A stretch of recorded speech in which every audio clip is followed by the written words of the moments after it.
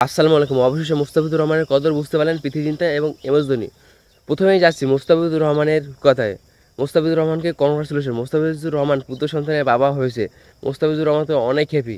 তিনি এর ভিতরে আরেকটা সুখবর পেয়েছেন। তাকে ডাকছে পৃথ্বী জিন্তার দল পাঞ্জাব। পৃথ্বী জিন্তা লাইভ এসে সুখবর দিয়েছে যখন তিনি বাবা হয়েছিলেন। পৃথ্বী জিন্তা বলছে, তুমি এখন আমার টিমে খেলবে, তো তোমার চেন্নাইতে খেলার কোনো দরকার নেই।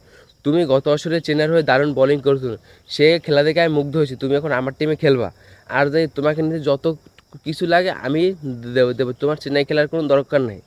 এর ভিতরে এমএস ধোনি আরেকটা কথা বলেছি, তাকে আমি ওয়েটিং লিস্টে লিখে দিয়েছি। আমাদের দলের কেউ যদি ইনজুরিতে পড়ে তাকে আমি তখন খেলাতে পারবো। এখন দেখুন অনেক প্লেয়ার আছে, যখন কেউ ইনজুরিতে পড়তে পারে তার জন্য মুস্তাফিজুর রহমানকে ওয়েটিং লিস্টে রেখে দিয়েছে চেন্নাই সুপার কিংস। মুস্তাফিজুর রহমান গত বছর চেন্নাইয়ের হয়ে দারুণ বোলিং করছেন। সে খেলা দেখে অনেক প্রেমীরাই পাগল হয়ে গিয়েছে।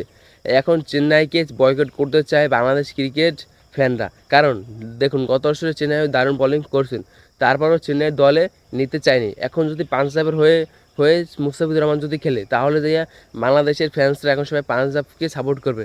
তাহলে দেখুন পৃথ্বী চিন্তা আরও একটু ভালো হয়ে যায়। তাহলে পাঞ্জাবের এমনি সাপোর্টার কম, তাহলে পাঞ্জাবের সাপোর্টার অনেকটা বেশি হয়ে যাবে। এখন দেখুন চেন্নাই সুপার কিংসে অনেক ভক্তরা বলছে মুস্তাফিজকে দলে নিতে, যখন ভারতীয়রা যখন মুস্তাফিজকে যখন দলে নিতে চায়, দেখুন তা মুস্তাফিজকে কতটা ভালোবাসে। কলকাতার অনেক ফ্যান্স ক্লাব আছে যারা আমাদের মতো বাংলায় কথা বলতে পারে, তারাও যাইয়া চেন্নাইয়ে চায় মুস্তাফিজকে। দেখুন তারপর ধোনির টিম তাকে নিচ্ছে না, এখনও ওয়েটিং লিস্টে রেখে দিয়েছে। যখন কেউ ইনজুরিতে পড়বে তারপর পৃথ্বী চিন্তা বলেছে, তোমার ওয়েটিং লিস্টে রাখার কোনো দরকার নেই, তুমি তাকে ছেড়ে দাও, আমার দলে আমি তাকে নিই।